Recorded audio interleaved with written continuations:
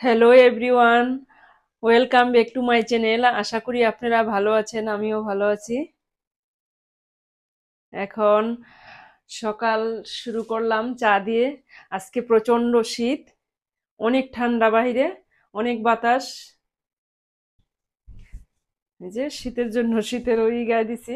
তারপরে এখন চা বানাইলাম, চা বানাইতেছি। এই যে লবঙ্গ, দারচিনি, এলাচি সবকিছু দিয়ে চা বানাইতেছি। এখন চাটা খাই, চাটা খাওয়ার পরে তারপরে দেখি কি রান্না বান্না করি, কি কাজ কি করি না করি। তোমরা পাশে থাকো, ভালো লাগবে। আর যারা নতুন আছো আমার চ্যানেলটারে সাবস্ক্রাইব করবে।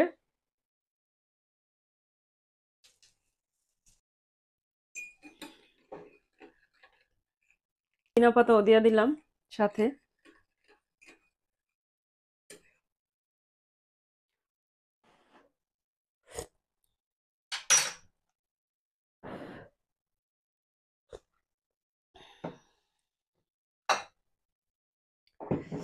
একটু মধু দিয়ে দিই।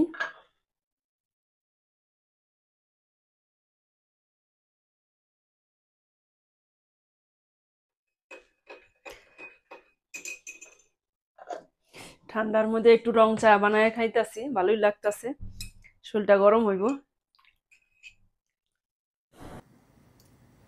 এই যে এখানে কচু দিয়া দিলাম সিদ্ধ, একটু ভর্তা করি।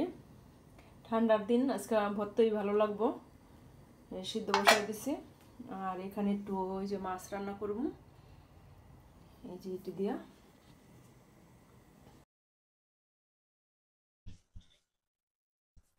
এই যে এখানে দিয়ে দিচ্ছি দুইটা শুকনো মরিচ। শুকনো মরিচ দুটো আগে একটু বাইটটা নেই, মিশ করে নেই। জিরা ভাজা নিচ্ছি। এই কালো জিরাটা ভর্তা বানামু। এই লবণ দিয়ে দিলাম, এটা শুকনো ভর্তা করুম।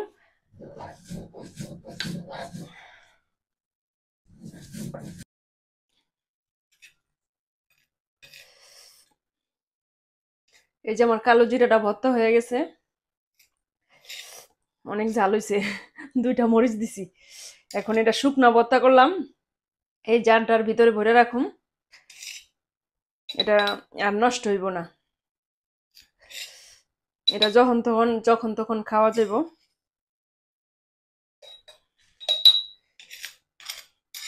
ভিজা করে বাটলে বেশি 2 দিন রাখন যাইতো, কিন্তু এটা শুকনা, অনেক দিন রাখা খাওয়া যাইব। এভাবে আমি ভর্তা করে রাখলাম শুকনা মরিচ আর লবণ দিয়ে। অনেক ঝাল হয়েছে।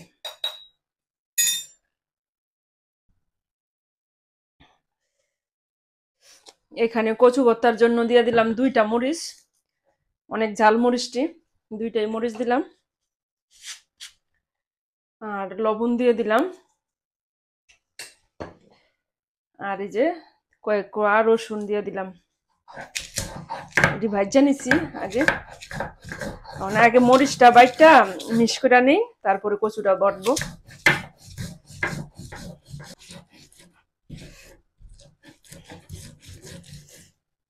যে কচুটা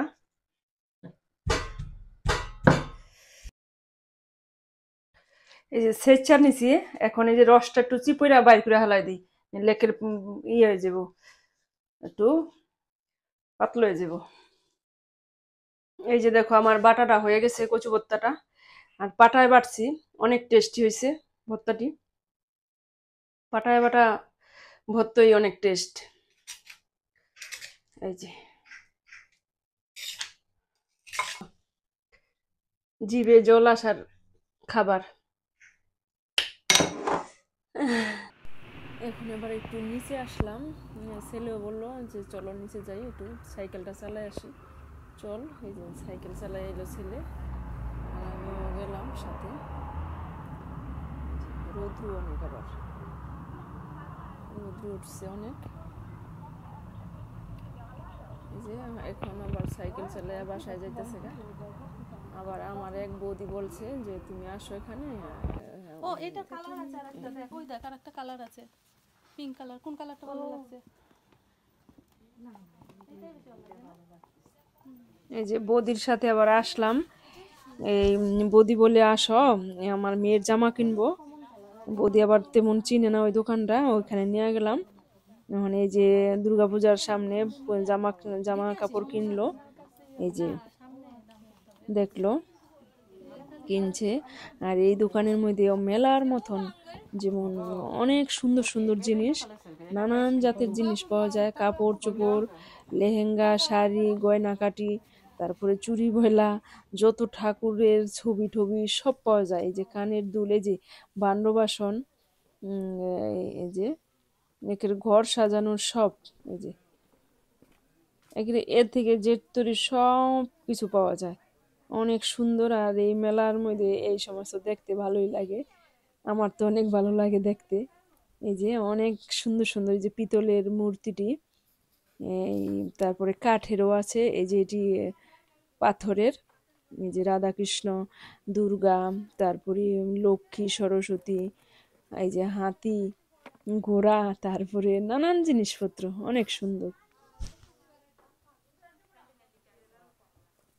এই যে পিঙ্কি, তুমি যদি আইতা তাহলে এই যে অনেক জিনিসপত্র দেখতে পারতা, অনেক ভালো লাগতো। তুমি এই সমস্ত জিনিস পছন্দ করো দেখার জন্য। এই দেখো এই মেলাটার মধ্যে অনেক ভালো, অনেক এই শ্রীলঙ্কাদের এই দোকানটা, এই যে যাবতীয় জিনিসপত্র পাওয়া যায় সব, এমন কোনো জিনিস বাদ নাই। এই যে দেখো এটি পিতলের হাতিটি, পিতলের হাতি, এই যে পিতলের এই কি এটি ঘোড়া, আর এই যে কাপড় চোপড়, এই যে একটা ঘোড়া, এই যে পিতলের বাতি, পঞ্চবাতি, আর এই যে এটি শাহী বাবা, তারপরে এই যে নানান ধরনের নানান ঠাকুর, এই যে আবার এই যে ঘর সাজানো অনেক ফুলের মালা মোলা, অনেক কিছু ভালোই লাগে দেখতে, কিনার চেয়ে দেখতেই ভালো লাগে বেশি। তোমাদেরকে একটু দেখাইলাম, আমিও দেখলাম, তোমাদের সবাইকে একটু দেখাইলাম বন্ধুদের। এই যে দেখো এই যে ঠাকুরটি, কাঠেরও আছে, পাথরের আছে, এই যে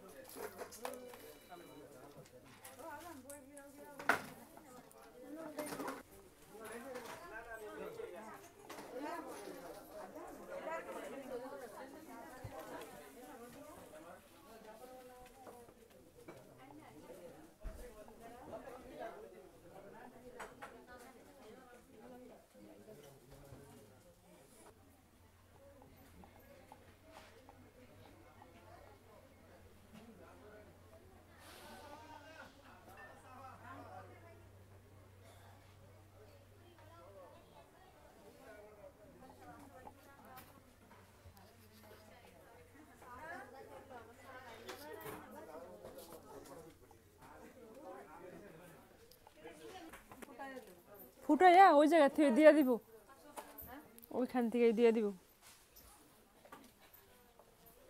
ওইখানের জিনিস কি আর ব্যবহার করব, এটা আনেন পরে এক লগে লয়ে কিনা কাটা ভালো, তা 10 টাকা খরচ হয় না।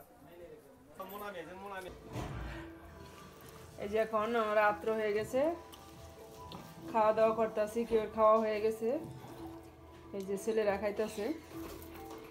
এই যে খাওয়া দাওয়া শেষ, এখন এই থাল বাসনটি ধুয়ে রাখি।